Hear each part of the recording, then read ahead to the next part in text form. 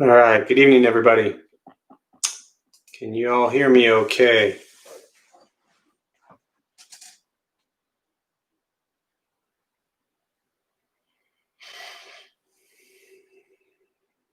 Excellent.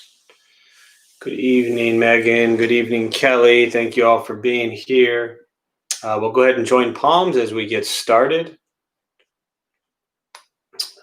And you can repeat after me. I take refuge in the Buddha. I take refuge in the Dharma. I take refuge in the Sangha. Keeping the palms joined.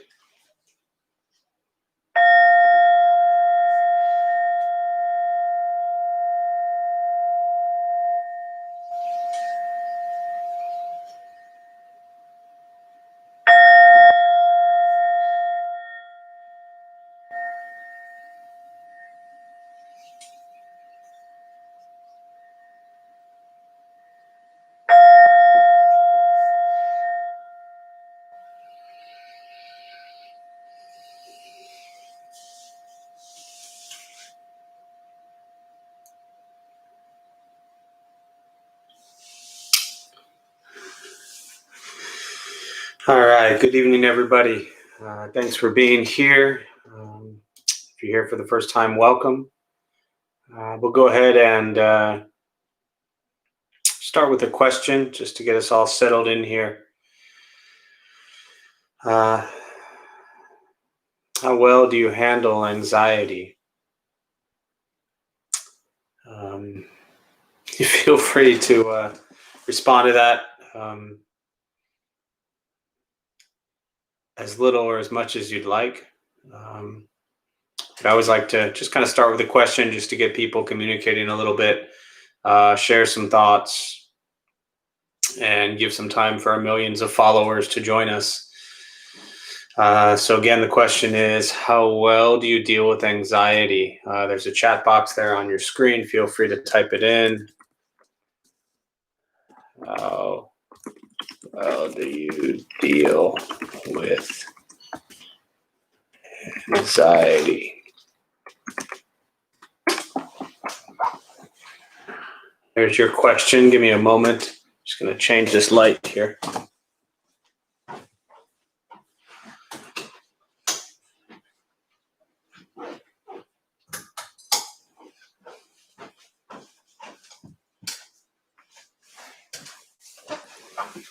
All right. This light shining in my face there. So again, the question is, how well do you deal with anxiety? Some do it very well. Some do it very poorly. Just depends. Let's see. We've got not as well as I'd like. We've got yikes. We've got a second to the yikes. Much better than I used to. Alcohol did not help with anxiety. No, it usually doesn't. Meditating helps. Yes. Depends on what the cause is. Sometimes I can do well, other times miserably, for sure. Depends on the day. Sometimes well, sometimes not so well. We have a not well. It has a power that takes over, almost uncontrollable. Keep working at it. Pretty well, happy to say. Beautiful. The anxiety is it can be a killer. I've watched people, and maybe some of you who have tremendous anxiety, deal with panic attacks, anxiety attacks, things like that. It can freeze you. I say this very seriously, even though it might sound humorous in a way. But for me, my issues younger were always anger and depression. Stress and anxiety was never really my thing. Baseball has been my thing my whole life, and growing up a Cubs fan my whole life. And I would jokingly say, but also very seriously, that in 2016, when they were in the World Series, that was the first time that I actually felt tremendous anxiety, where I could feel it in my chest. I couldn't breathe. I was so nervous. It was the craziest thing. I was in like this panic state. I couldn't talk to anybody. And I know that sounds really stupid because it's just a baseball game. Um, but it was also like 40 years of my life as a child, everything flashing in front of me into this one moment that, as stupid as it sounded, it was all of my childhood lives and dreams in one moment. And I couldn't even breathe. And I've worked with people who've dealt with tremendous anxiety and trauma for the last 20 years, but never actually felt it myself. And I bring this up seriously and jokingly because the feelings really were there, but I also don't want to diminish anxiety that gets brought on by other serious traumatic things. And I don't want to try to compare a baseball game to that. But the anxiety was not fun. All right. Okay. So in case any of you are sitting with any anxiety right now, we'll go ahead and we'll sit. There are a couple things I'll tell you before we begin, especially for those who might be sitting for the first time. Nothing's going to happen to you. You're not going to float away. You won't have any mystical, magical experiences. The mind that races all day long is not going to shut off.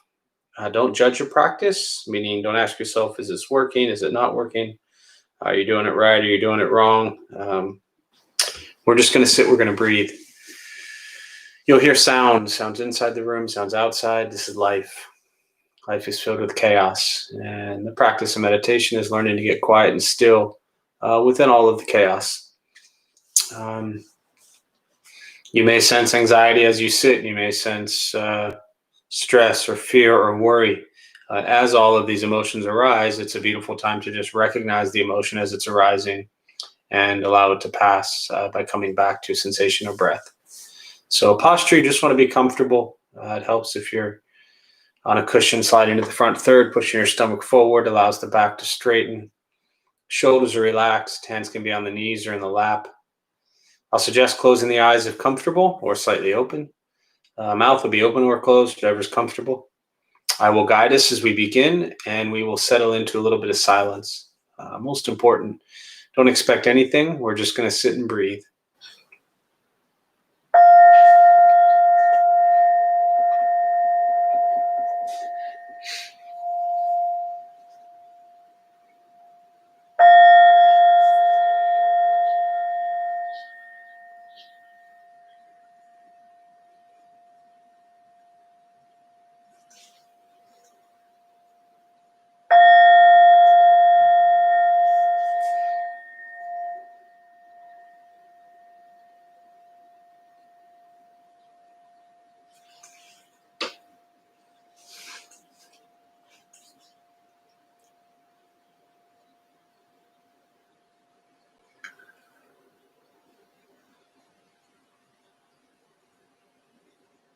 And starting with the eyes closed if comfortable, or slightly open. Mouth open or closed. We'll start with taking 3 deep breaths, slowly.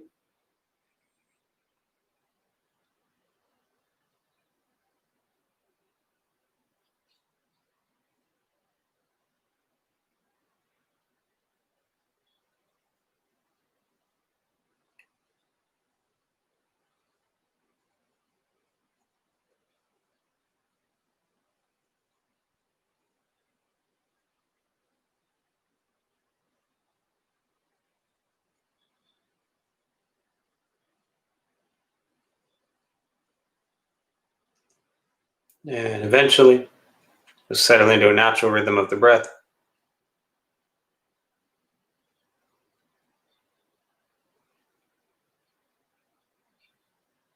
Knowing throughout the practice, you'll hear sounds inside, outside.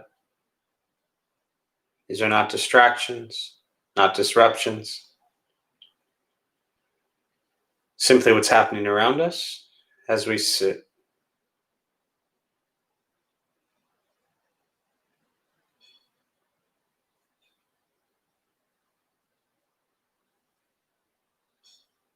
Noticing the mind as it wanders, jumping from thought to thought.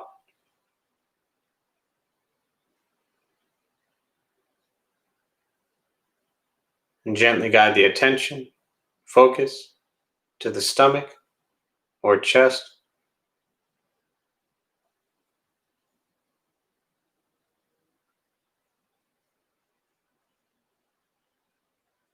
Breathing in, feel them rise.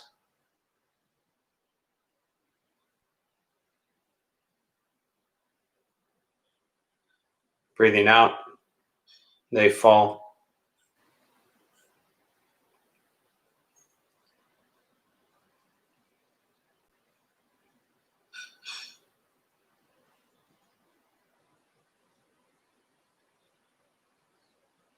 Simply continue this practice, observing sensation of breath.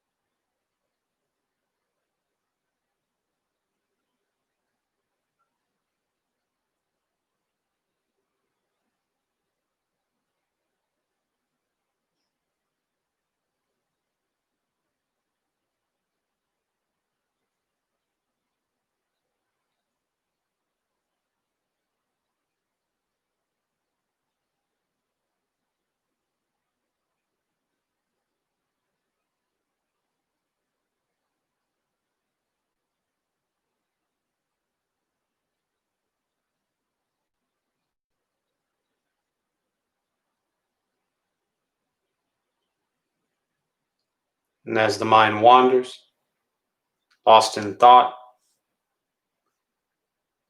recognize it, release that thought, return attention, focus to the breath.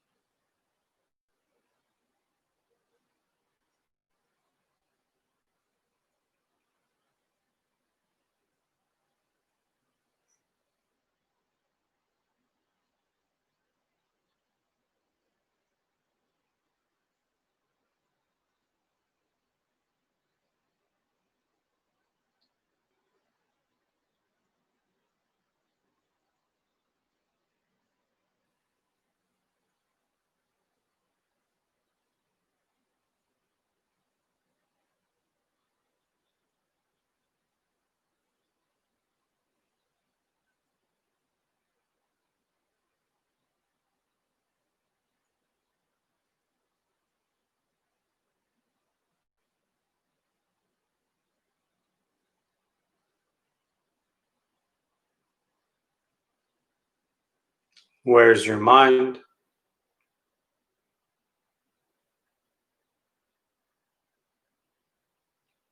Return attention, focus to the breath.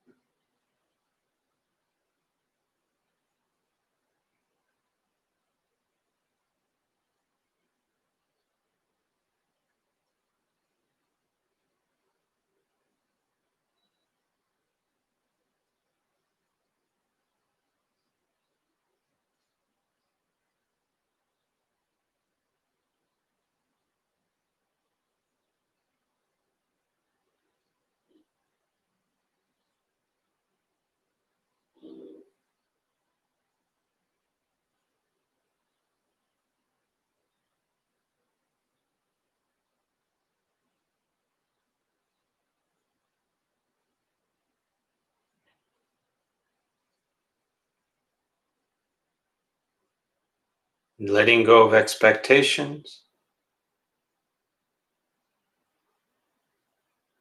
letting go of judgments from the practice, just sitting, breathing.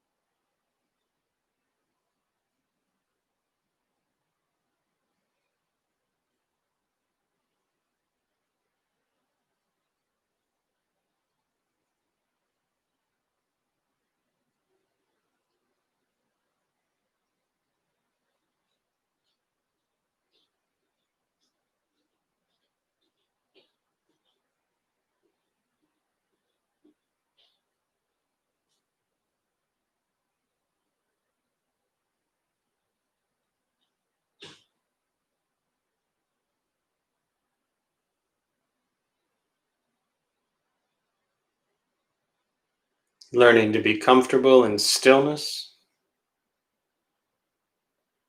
in quiet,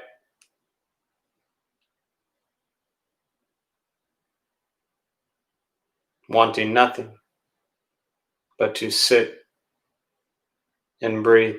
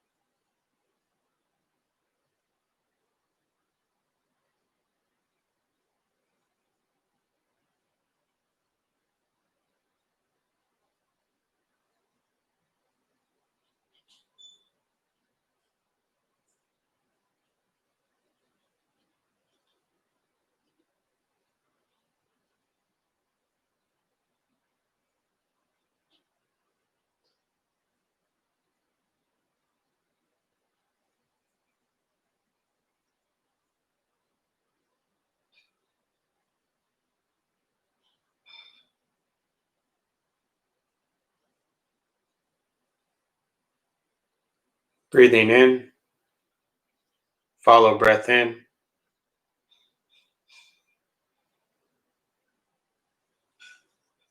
Breathing out, follow breath out.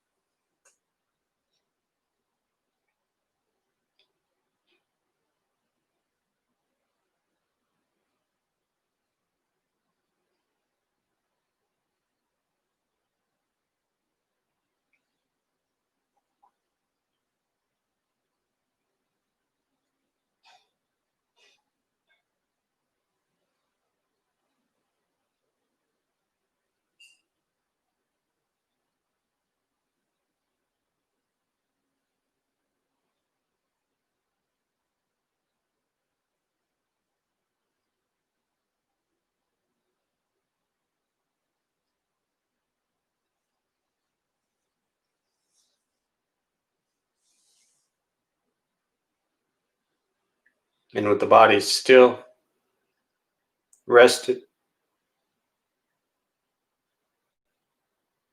and the speech quiet, aware of all sounds.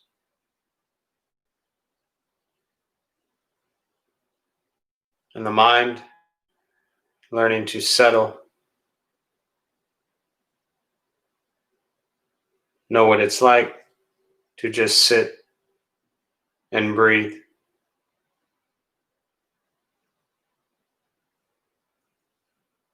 Knowing with each breath, there's nothing else to do.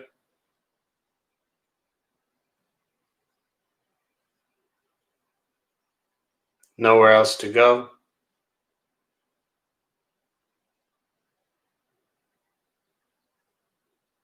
No one else to be.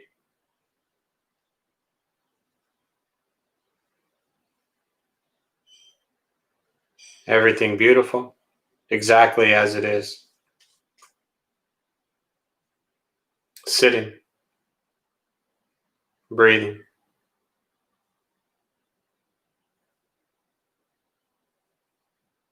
Once again, taking 3 deep breaths slowly.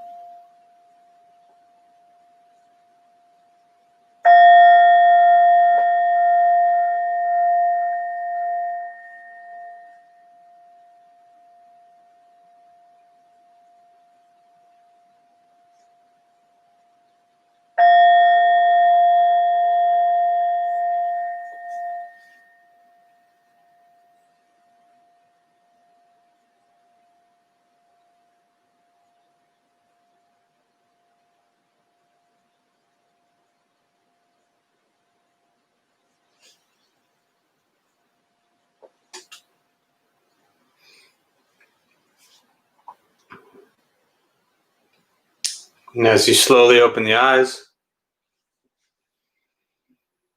slowly begin to move. And most important, with the practice of meditation, is to recognize how you feel now, immediately after. Compare this to how you typically feel throughout your day. Recognize the difference, if there is one. Ask yourselves how you'd prefer to feel every day for the rest of your life. And realize however you feel now, if it's quiet, calm, and still, or a busy mind, racing mind, whatever you're sitting with at this moment, has nothing to do with anything I said. It's nothing to do with how we sit and hold the hands or cross the legs. It's nothing to do with the sounds around us or anything else for that matter. It has everything to do with your own mind and your own mind's reaction to an external condition. This is what the Buddha called pratitya samuppada, dependent origination. This is the basis of the Buddha's awakening. The word Buddha simply means awakened. He was a human being no different than any one of us who began to understand why he suffered, why he got angry, sad, depressed, stressed, anxious. He began to understand the causal relationship of all phenomena. And what that means for all of us, regardless of where we come from or what we believe in or where we think we're going, our whole life is filled with things that happen. We react. More stuff happens, more reactions. That's what we get. This practice is learning what it's like to respond to something quietly, peacefully, still. Because for most of us, the way we responded to the last 20 minutes is quite different from how we respond to everything else that's happening throughout our day. So all we're working on is closing the gap to where the way you feel now is closer how you feel always. Just as driven, motivated, productive, successful, whatever that means to you in your respective lives. But with a mind that's steady, clear, and focused, distracted by nothing, disturbed by no one. It's not an easy practice. It's not necessarily fun, but it's free. Sitting, breathing, becoming aware of what you think, what you say, and what you do. That's the practice. Once we stop trying to change, fix, control, manipulate everything around us, and we work on changing our mind and our reaction to the world around us, life gets simpler. But it is a practice. It's not an overnight quick fix solution. It's not a 6-week course. It's spending every moment, your entire life, exploring what you think, what you say, and what you do, and looking at the intentions behind what you think and what you say and what you do, and acknowledging your own levels of greed and anger and ignorance.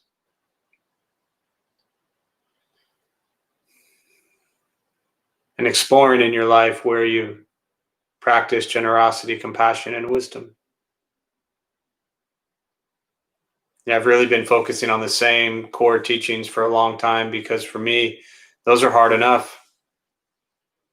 It's really difficult to recognize your levels of greed, anger, and ignorance every day.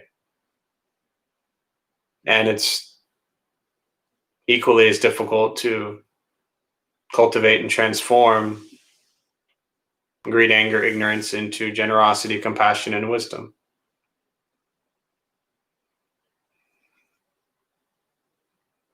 So there's a lot of great teachings out there, but for me, that's it. That's hard enough. I don't know that I'm really ready for anything more than that. For me, if I can't honestly acknowledge and embrace my own greed, my own anger, and my own ignorance, then anything after that, I'm going to have even a greater challenge with. So I think I'll stop there. As always, if for those who are maybe new, I'll just open up to questions. Meditation, Buddhist practice, anything you're sitting with that I can address. And we'll use the rest of the time this evening for that. If you are new to sitting with us, welcome. And if you're new to YouTube, you'll see a chat box there. Feel free to type in a question or thoughts, and I'll go ahead and respond. So we'll open it up to you all now for questions.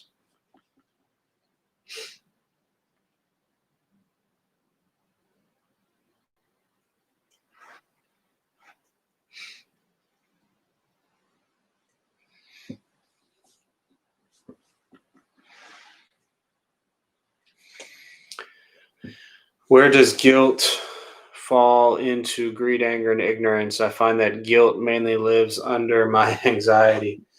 It's a good question, and I laugh because, we look at these emotions, anxiety, stress, sadness, depression, happiness, joy, all these wonderful positive emotions, and we look at what's at the root of them.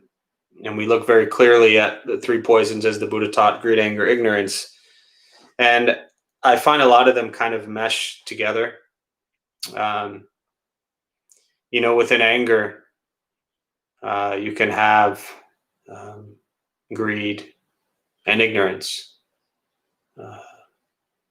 Within ignorance, you can have greed and anger. So even though they're 3 separate things, they, I think, really feed off of each other very closely, and it's really hard to, I think, discern where each one lies maybe the deepest. So the question of where does guilt fall into then greed, anger, ignorance? I think you have to look initially at least this is what's sitting with me right now. If you look at the feeling of guilt, for me, anytime that I have felt, and I can only, come at this from a personal place, each person with guilt and any emotion is different. But for me, anytime I felt guilty about something, it's probably because I did something I shouldn't have done. So I find that the emotion or feeling, whatever you want to call it, of guilt is tied into the story, which is something that occurred. And now it's the story I'm telling myself about something I did that I shouldn't have done, if that makes sense so far. So then we look at, okay, well, what is it that we did that we shouldn't have done? And very often, what we did that we shouldn't have done, or what I did that I shouldn't have done, was coming from a place of greed. It was coming from a place of anger. It was coming from a place of ignorance. So it really was coming from all three. The feeling of guilt in that moment is just an emotion that arises from stopping and recognizing what we did that harmed self or others. And I think it's just as important to recognize we can feel guilty for things we've done to ourselves. I've done things that harm myself and I feel guilty about them. I've done things that have harmed others and I feel guilty about them. So, as usual, I haven't really provided you a clear answer, but I think it's important to explore in your actions, or in the moment, I should say, that you feel greed, that you feel guilt, explore why is the guilt there? What's it coming from? I don't think that it's such a clear-cut category that you can say guilt is greed, anger, or ignorance. I think it applies to all of them. I think the feeling of guilt is one that is potentially very dangerous because I think it's important to recognize and be aware of feeling guilty. I think it's very dangerous if you don't feel guilty at all. I should say that first. If you never feel guilt, that's something you might want to look into. I think in some ways the feeling of guilt is a very good thing because it makes us become aware of things we've done that we shouldn't have done. But the reason I initially started to say that guilt is potentially dangerous is that if we continue to abide in this place of guilt, a lot of guilt then is followed by self-hatred, self-loathing, the kind of woe is me, I'm such a terrible person. We have to be careful that we don't allow guilt to go so far to where we then hate ourselves. Then guilt really becomes anger. It becomes anger towards yourself. The ignorance with guilt, I think, is that guilt is not permanent, nor is anything we've done permanent. And when we've done things that we feel guilty about, I think most important is that we cultivate the awareness to change and not do the things anymore that are causing us to feel guilty. So I rambled a bit, but hopefully, Michael, there's enough there that you can ponder for another week or year. That makes total sense. Good. I always like when I say things that make sense to people. It makes it easier. Definitely comes from actions rooted in greed and anger. Yeah, I think so. I think that's what resonates with me the most is, I've acted on greed or anger and then I did something stupid and then I'm like, wow, I'm such an idiot and now I feel guilty. Like it's real simple and I just know it because, God, I've had so many years with that. So guilt can be viewed as a positive because it's an indicator that we have a moral compass and know when we've done wrong. Yeah, definitely. And that's, I think, said maybe even more clear than what I was expressing is that I think it is a way to explore that, wow, we do feel guilty for things we've done, because if we lose the ability to feel guilty, then we can become very toxic individuals. So when we do feel guilty, I think, as Marie says, you're saying, it's an indicator and it's a very great moment to reflect on why we feel guilty and not ignore it. Other thoughts, questions?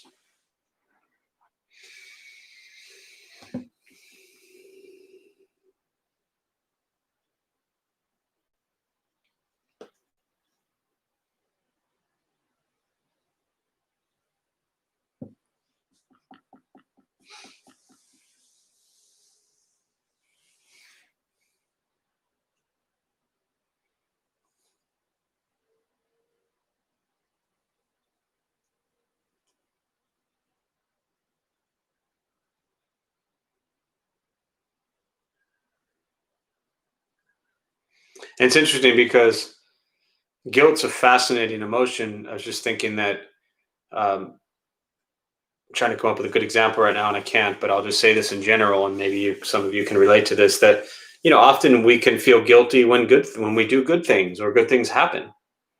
Um, maybe something good happens to you, and you feel guilty because you received something good in your life, and I don't think that guilt has to be riddled with so much like hatred or anger.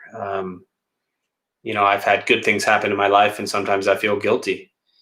And I'm not saying that's healthy, but I think it's important to understand that guilt can come from good things that have happened as well as bad things that have happened. Do we sit with guilt? We sit with everything.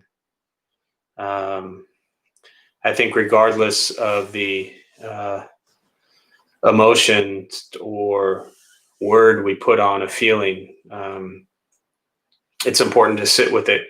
And this came up maybe a week ago. When I say sit with things, I say that very loosely, but what I mean is that it's important to recognize that emotion, that feeling, those thoughts are there, and to be with it, but also not to let it destroy us, and to sit with it knowing that it will pass. So when we feel guilty, I think it's important to sit with it long enough to acknowledge at least what we've done. If we try to dismiss guilt too quickly, then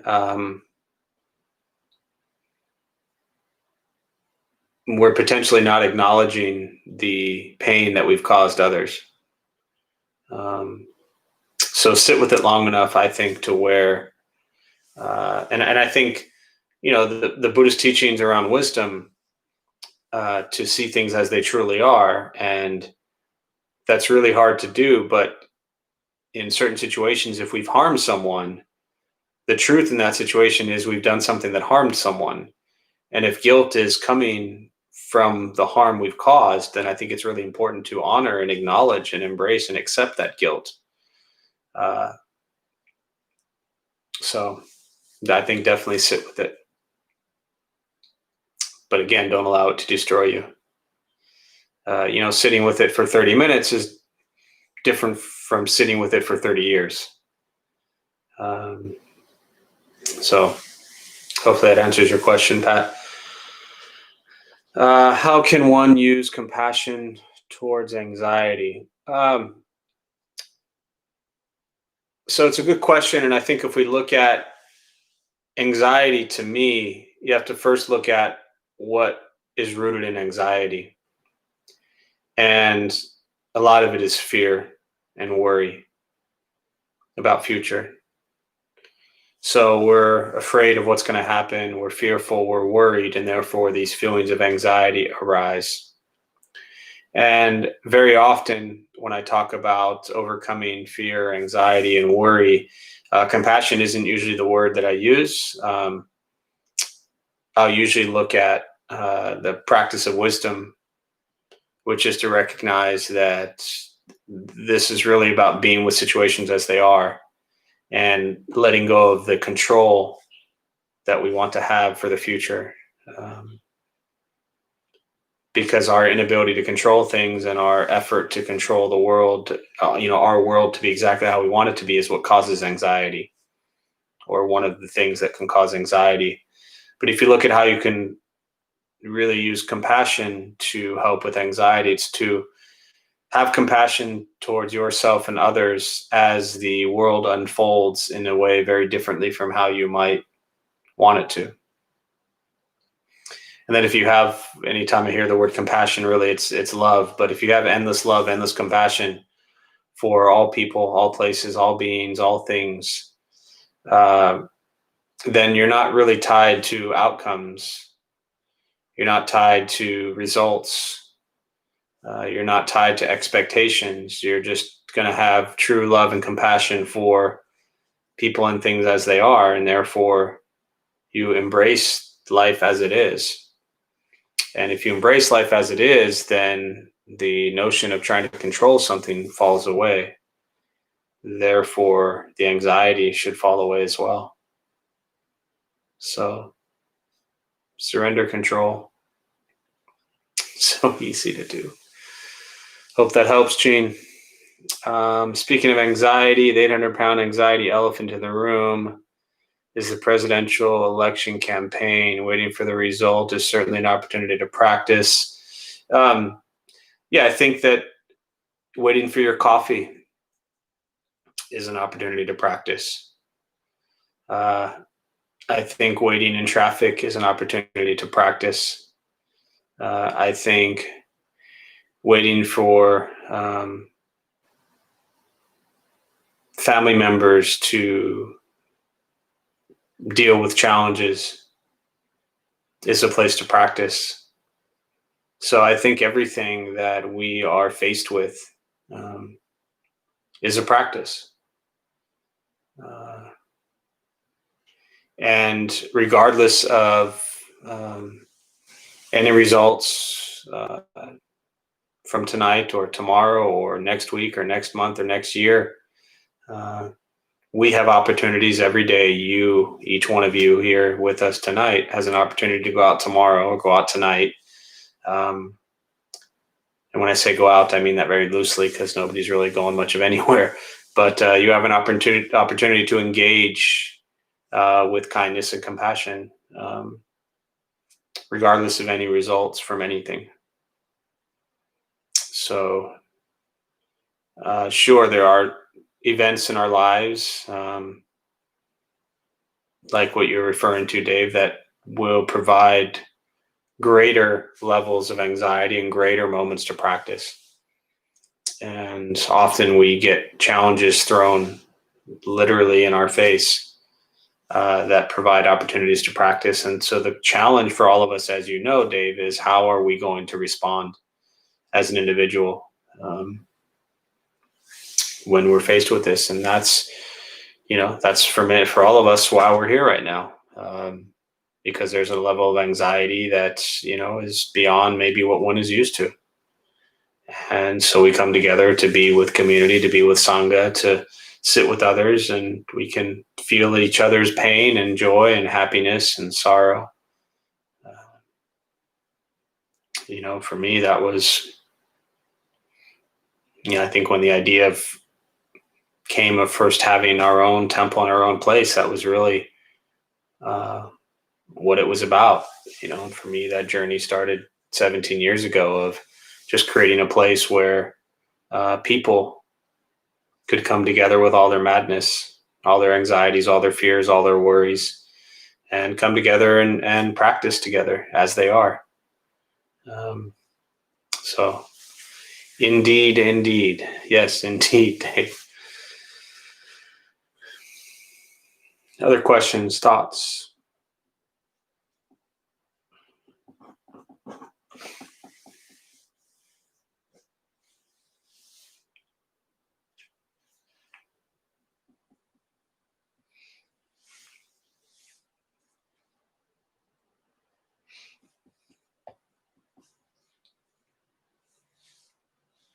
Meditation, Buddhist practice, anything you're sitting with?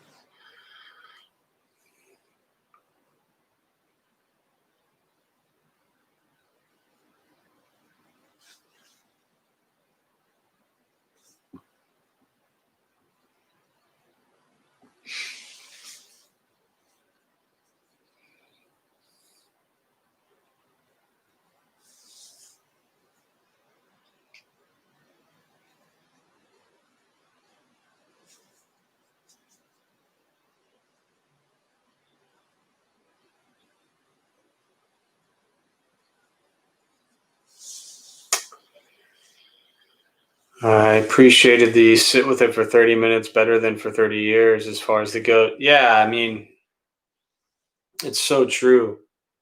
Uh, I had things in my life that I felt guilty about for forever, for years. And for me, if I didn't learn this practice of recognizing the human elements that we are and um, moving beyond self hatred or self anger, there are things to this day that I would still feel guilty about that I did maybe 30 years ago. Um, and I can honestly say I don't feel guilty about them anymore, which I want to be very clear. It doesn't mean that the wrong turned into a right or that what I did was okay, or it doesn't mean that anyone has forgiven me. It just means that I'm not going to feel guilty and hate myself for what I did. I'm going to acknowledge what I did was wrong. Um, I shouldn't have done it. It harmed people and it was not kind. It was not nice.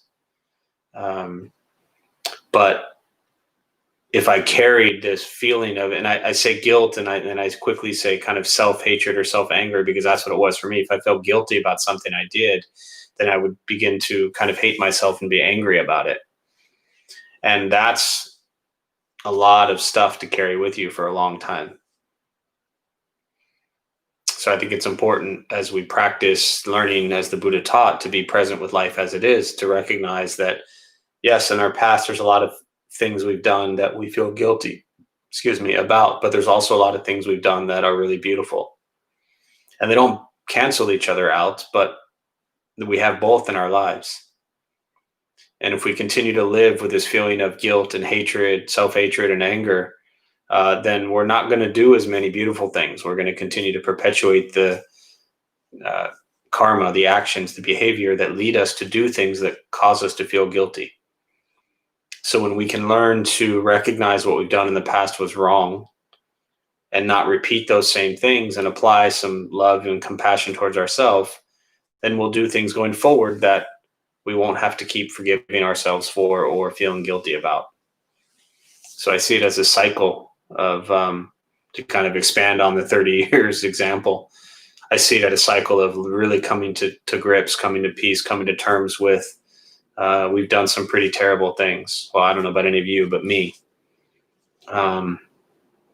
So I have to learn to be at peace with that.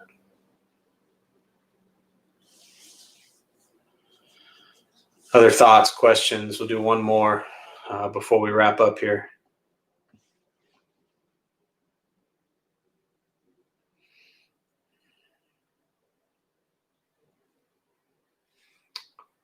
I don't want to keep you all too long tonight in case you got something else to do. Suffering is the greatest motivator for me. Not feeling my guilt caused me a great deal of suffering that ultimately led to feeling the guilt and finding peace. Let me read that again. Suffering is the greatest motivator for me. Yes. Not feeling my guilt caused me a great deal of suffering that ultimately led to feeling the guilt and finding peace. Yeah. I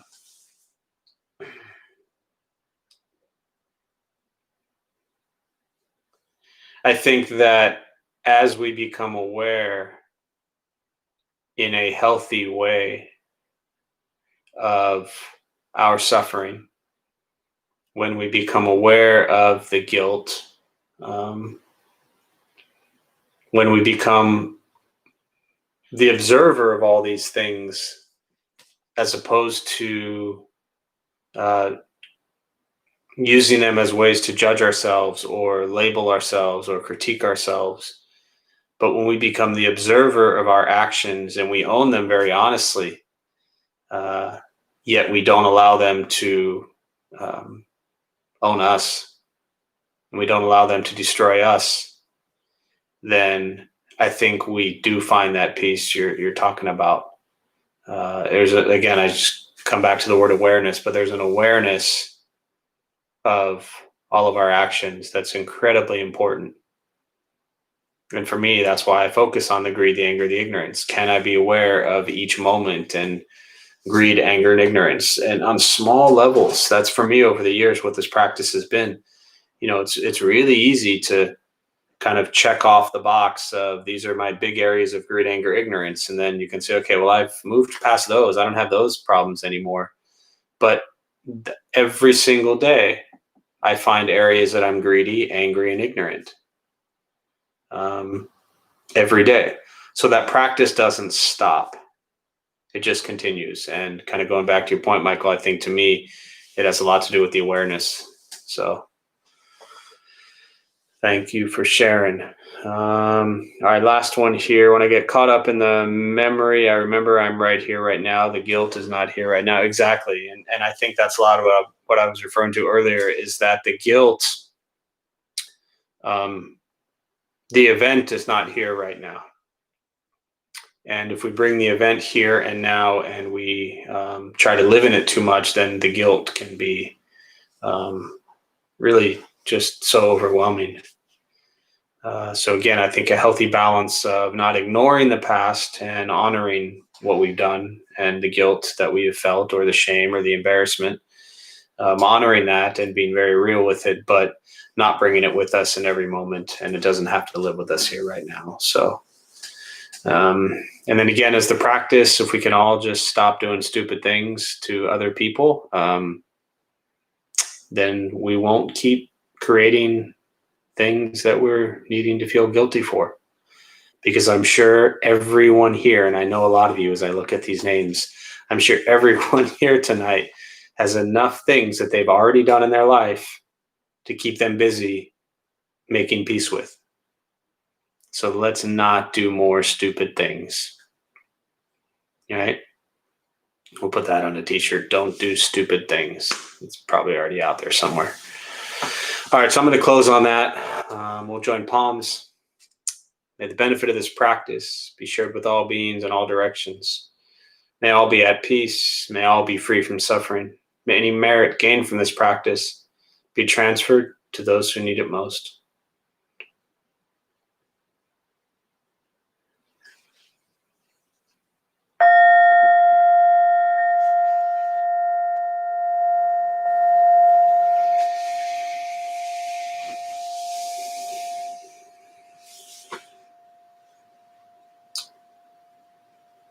So thanks all for being here. My name is Jeff. I'm a Dharma bum. We opened up 14 years ago to introduce Buddhist practice to folks who show up. Those of us who lead, we're not monks, we're not nuns, we're not gurus, we're not masters, we're not teachers, we're not looking for students. We're just practitioners. We do our best to take our understanding of Buddhist teachings and put it into terms that make sense to those who do show up. So every night we have different practices going on. Tuesday, Wednesday, Thursdays on YouTube. Everything else is on Zoom. Saturday is also YouTube. Family Sangha, hopefully we'll start up again soon. We have our teenage group, our college group, our recovery Sangha. So about 90% of our classes are online. We closed March 12th, so we're coming up on 8 months closed. But we're doing our best to just maintain everything we do in a virtual setting. So endless gratitude to everybody who leads and makes that possible. So if I never see you again, think good thoughts, speak good words, do good deeds, and be safe, be well, stay home, wear a mask, don't do anything that's going to put anybody at risk. So thank you all.